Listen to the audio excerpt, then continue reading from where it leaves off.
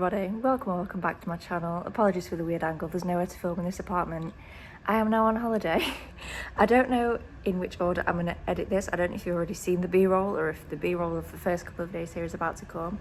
But I mainly wanted to check in and give you reading updates. This isn't going to be kind of a travel vlog. It's going to be a reading vlog and I just happen to be travelling whilst doing it. I'm currently in Spain. I've finished one book while I've been here and I'm nearly done with the second and in the middle of a third. So let's talk about those. The first one I started listening to a few days before we came out and that's Arcana Academy by Elise Kova. I'm listening to this one on audio, so I'm not listening to it that much. I'm not getting to read as much of it as I probably like in one go, because I'm just not really listening to audiobooks. I'm also laying around the pool and physically reading or reading on my Kindle. But basically, the magic system is basically built on cards, and not everyone is allowed to create these cards. They can be created. It's not the same as in like the Shepherd's King duet, is that what that's called? One Dark Window. Obsessed with that book. Can't remember what the duology is called. Anyway, it's not like that where the cards are just existent. In this world, in Arcana Academy, people make the cards, but you have to have a license or some kind of training to do so. So our female main character is in prison because she's been illegally making these cards. Great concept, really enjoy that. I adored One Dark Window and I really love the playing card aspect of it, so I'm really glad that there's another fantasy book with that. It's definitely not the same premise, but just with crumbs of that. Is this as good as One Dark Window? No. Is it aiming to be the same? I really don't think so. It's not a gothic kind of vibe. She basically, I don't want to spoil the book too much, but at the beginning she's in prison and then she finds herself at Arcana Academy. The book's kind of trundling along. It's not that fast paced. Everything seems a little bit convenient. Like everything's a bit too easy at the moment, but I still have quite a lot of the book to go. So I feel like maybe things will ramp up a little bit, but it all just seems a bit lackadaisical at the moment. But I am enjoying it. It's really easy to listen to. I look forward to listening to it. I really do look forward to reading it. It's just not like, do you know what I mean? Anyway, so that's that book. The book I've finished is Fragile Sanctuary by Catherine Cowles, and I gave it a 3.75. It was batshit. It was literally all over the fucking place, but I also loved it.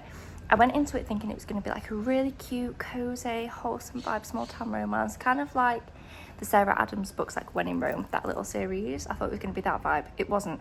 It was a mystery that had all sorts of twists and turns, but a romance at the heart of the mystery. It reminded me of kind of Devney Perry's old books before they all got very samey. It reminded me of the feeling I used to get from Devney Perry books, and I really enjoyed it. So yeah, 3.75. It didn't blow me away. Some of the twists were a bit like, come on, Catherine. But I enjoyed it. It was really fun, quick and easy to read. The book that I am very nearly finished with, I have about 20 pages left, is Problematic Summer Romance by Ali Hazelwood.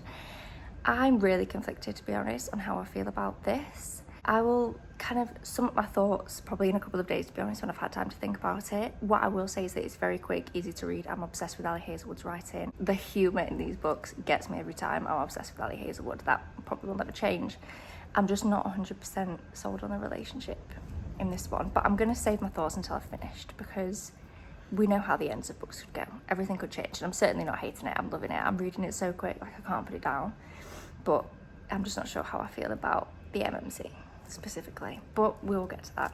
I'm gonna go finish that book, start my next one. This will be a bit of a different reading vlog. I usually do like starting the book, 10% in, 50% in, finished.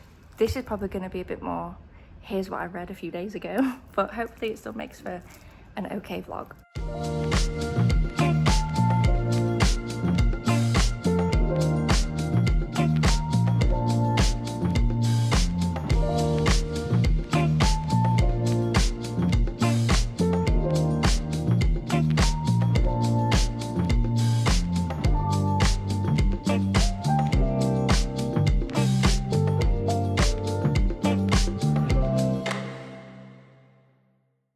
Hello, it is now the next day and I finished Problematic Summer Romance yesterday afternoon. I settled on a 4-star. I did really like it, I did. I think, so in terms of how quickly I read it and how much I wanted to pick it up, it was higher than a 4-star. But something about Connor bothers me, who is the male main character. Did I actually talk to you about the premise of this book? I'm not sure that I did. So we've got Maya, who is the sister of the MMC from Not in Love. So Eli, the man in Not in Love, his little sister Maya is the FMC of this book. And Connor is Eli's best friend and he's 15 years older than Maya. And for the last 3 years, they've kind of known each other on and off her whole life, but not really. Like he was around when she was a child, but not in a weird way. They had like nothing to do with each other at all. He was kind of a figment over here, like a brother's best friend, and she had nothing to do with him. It sounds weird, but honestly, when you read the book, it really isn't. And I'm very sensitive to that kind of thing. They had nothing to do with each other when she was a child. They just vaguely knew of each other's existence, kind of. So they're 15 years apart. This doesn't bother Maya. She's not bothered. But ever since they started getting closer 3 years ago, it constantly plays in Connor's mind, and he constantly pushes Maya away in some quite harsh ways, to be honest. He says some quite mean things to her over the years, like over the last 3 years when they've both been adults, when they've actually spoke. He's not been very nice to her. And at the end of the book, it is kind of justified. Obviously, I don't want to go into detail because I don't want to ruin it. It is justified, but I think we really needed a few chapters from Connor's point of view to understand how he was truly feeling, and to see in his own mind how his feelings lined up with his actions, because only seeing it from Maya's point of view, I could feel how hurt she was, and that made it hard. I don't know, I've still got my sunglasses on. And that made it hard for me to kind of fully get on board with the relationship, because I was like, but you said these mean things to you, babe. Like, why are we just rolling over and forgiving him? Like, stand up.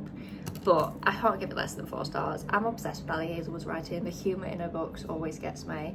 I do like the couple together, I really do. I get where Connor was coming from. Like, even though his actions weren't nice, with the things he said to Maya really weren't nice, he was coming from a very, very genuine place if he was like terrified about the age difference. I don't want to go too much into it, but his feelings, I think, on the topic were very genuine. I'm just not sure why his actions needed to be so harsh sometimes, in my eyes anyway. Maybe other people don't think it's harsh. So yeah, that's that. 4 stars, really enjoyed it.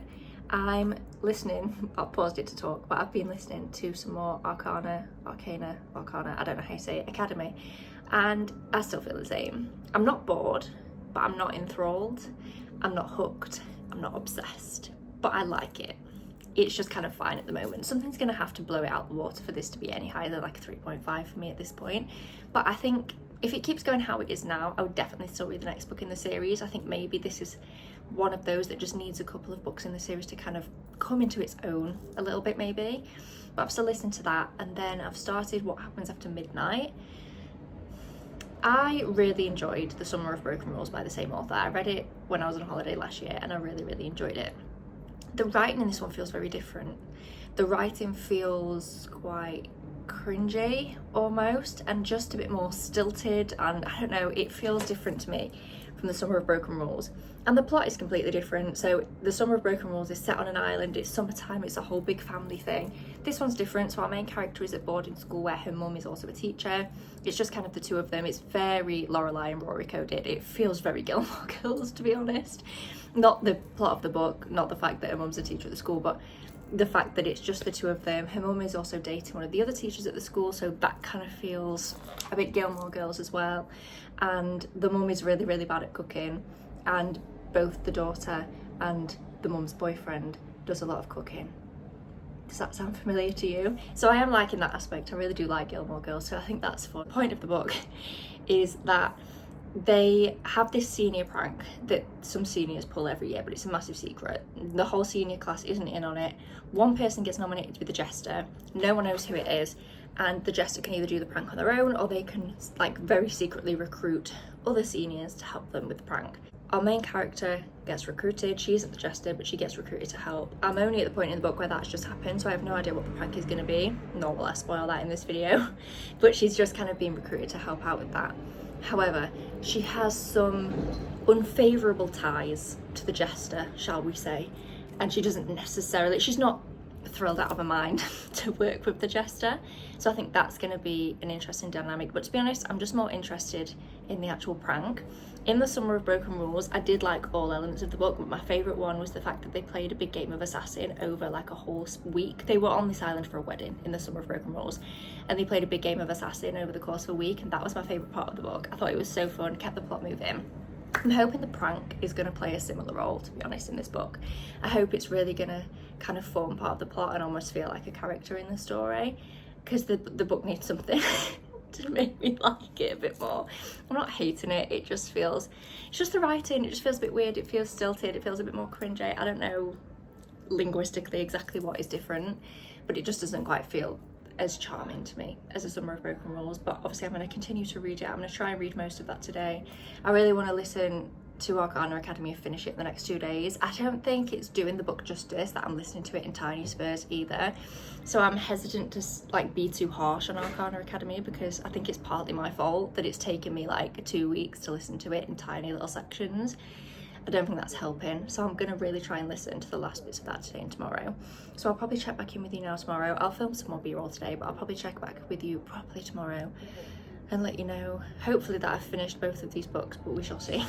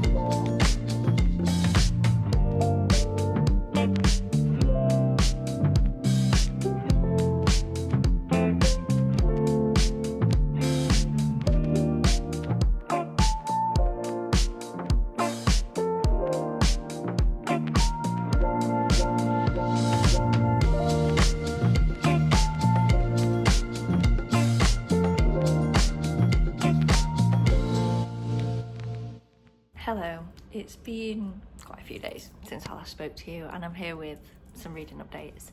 I don't even know how many books I finished since I last spoke to you. Did I tell you that I finished Arcana Academy? If I never told you that, I ended up giving it like 3.5, 3.75. I really enjoyed what was there. There wasn't necessarily anything wrong with what was in the book. It was more just that I wish there was more. There was just a little bit of something missing, and I can't quite pinpoint what it was. I think just needed a bit more romantic development, a bit more world building, a bit more explanation of the magic system, just a little bit more of everything.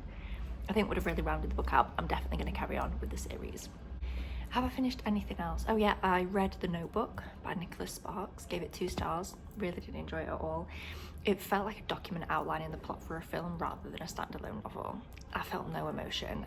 It was really kind of odd. I felt nothing at all whilst I was reading that one. I finished 2 other books as well. The first one is The Paradise Problem by Christina Lauren. Basically, the premise of this one is that they get married so they can live in student housing. They split up even though they were never together, move out, live separate lives, and then he comes back and says, I need you to be my wife again for some reason or another.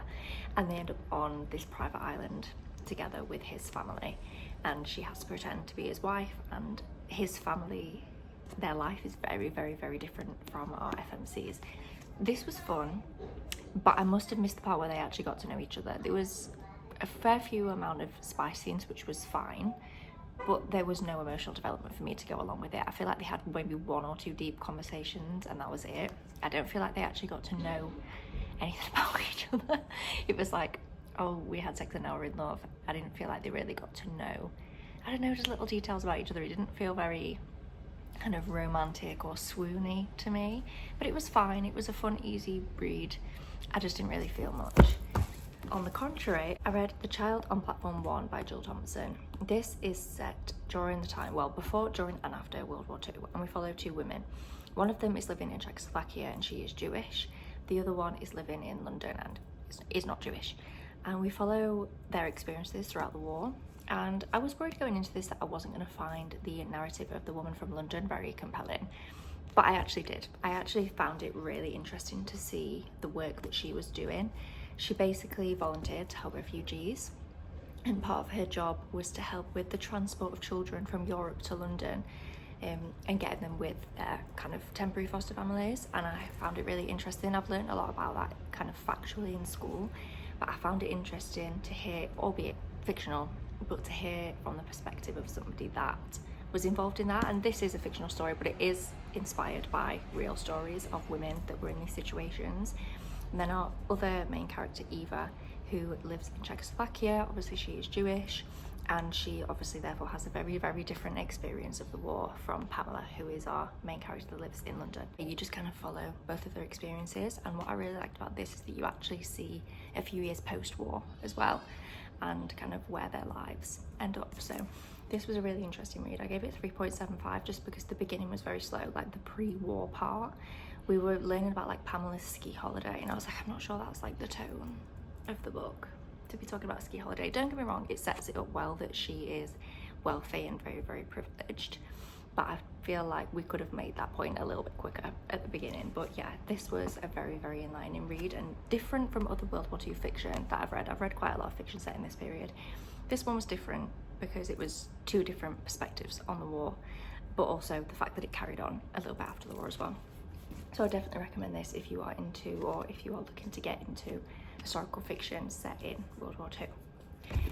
Two other books that I started and have not finished and don't plan to finish yet. What Happens After Midnight. This is jarring. I can't remember if I've spoken about this in this vlog or not. One of the characters in this has a sickness bug, and she's just like wandering around with all the other characters, throwing up everywhere, like touching everything, sharing drinks with everyone, and I have emetophobia, so I don't want to read about that.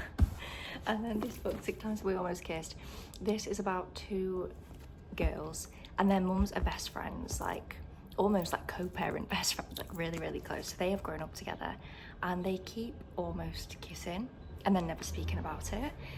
However, one of the main characters is really, really jarring. So I can't remember which is which, in all honesty, but one of them, her mum is really ill, and the mum of the other one is going to help her out in some kind of way. I don't want to spoil the story. And the one whose mum isn't ill is like kicking off about that. Like so insensitive. And I don't mean she's just feeling her feelings like in her own head. I mean, she's being a bitch, and I don't like her. And I really struggle to read books where the characters are supposed to be likable, but I don't like them. I can deal with characters that are supposed to be annoying, i.e. like the Magnolia Park series, but I really struggle to read books about characters that I'm supposed to like but don't. So I'm going to put these two down for now. I'm not saying they're permanent DNFs. I am going to give each of them another go, but for now we're putting them down. And then this is so complicated. And then two other books that I'm currently actually reading and plan to finish soon. The first one is Fairytale. Again, I can't remember what I've spoken about in this vlog and what I haven't, but this is a gothic tale about our main character who lives a very simple life in Boston. She's a teacher, and one day she gets this letter saying, your dad's died. She didn't know he existed, by the way. She was, for all intents and purposes, in her mind an orphan. She grew up in an orphanage. She gets a letter saying, your dad's died, you need to go to Fairytale, this town, for the reading of the will. And off she goes. I don't know much more about it. I think there is going to be some magical element. I think it is a fantasy novel, but I'm enjoying it so far. It's definitely slow moving, but in quite a charming way. I really like how it's written. It's very atmospheric, and it's not annoying me that it's moving slowly, so I'm enjoying that one.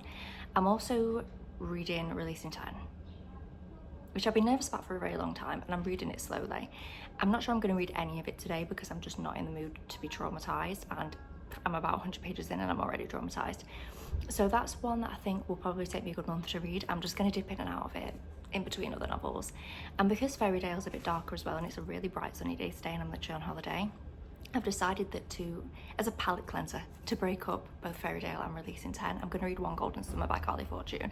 If this book annoys me once, I'm going to DNF. I have read 3 Carly Fortune books and not enjoyed any of them. So you might be thinking, what the fuck are you doing? Like, why are you even reading this one? Because everyone who hated the other ones loves this one. And I just want summer vibes. I just want summer vibes. I don't care for an intricate plot. I just need the characters not to get on my last nerve. and for the summer vibes to be there. I want to hear about the beach, the sand between the toes, the sun on the skin. That's all I want from this book. So fingers crossed we're gonna get it. I'm gonna go down to the pool now and read One Garden Summer, and I will get back to you hopefully with a bit more of a coherent update on some of these books.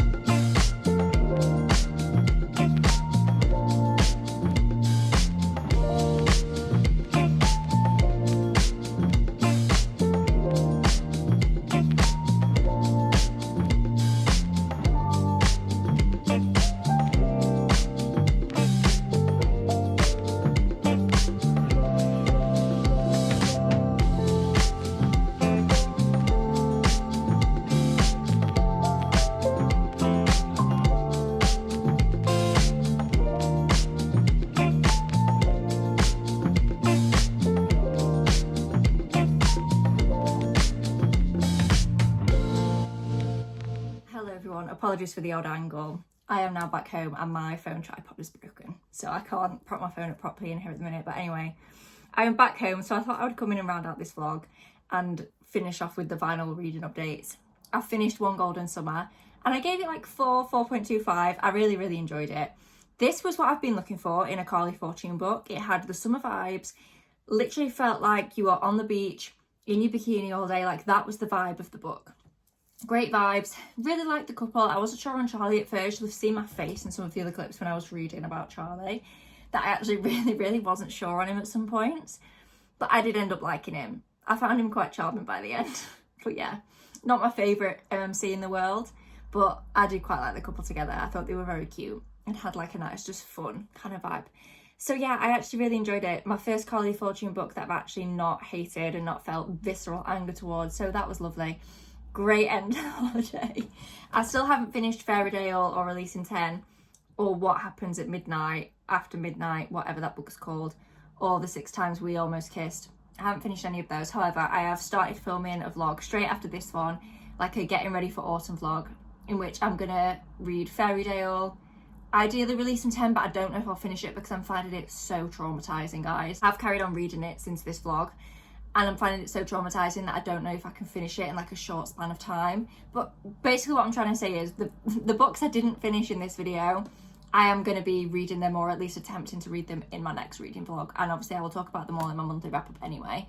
But yeah, they're not just going to fall off the face of the planet. I am going to include them in the next vlog that will hopefully go up within a week of this one going up. But yeah, thank you so much for watching this vlog. I know it was very different to my other reading vlogs, but hopefully it was okay as a one-off, that it was just a bit like B-roll, here's 18 books that I read, B-roll, here's another book that I started and didn't finish. It was a very weirdly laid out vlog, but yeah, hopefully it was okay just for a one-off. Not all of my reading vlogs are like this, they are usually much more structured and coherent. But thank you so much for watching this video. Please do give it a thumbs up down below if you enjoyed, subscribe if you haven't already, and I will see you in my next one. Bye!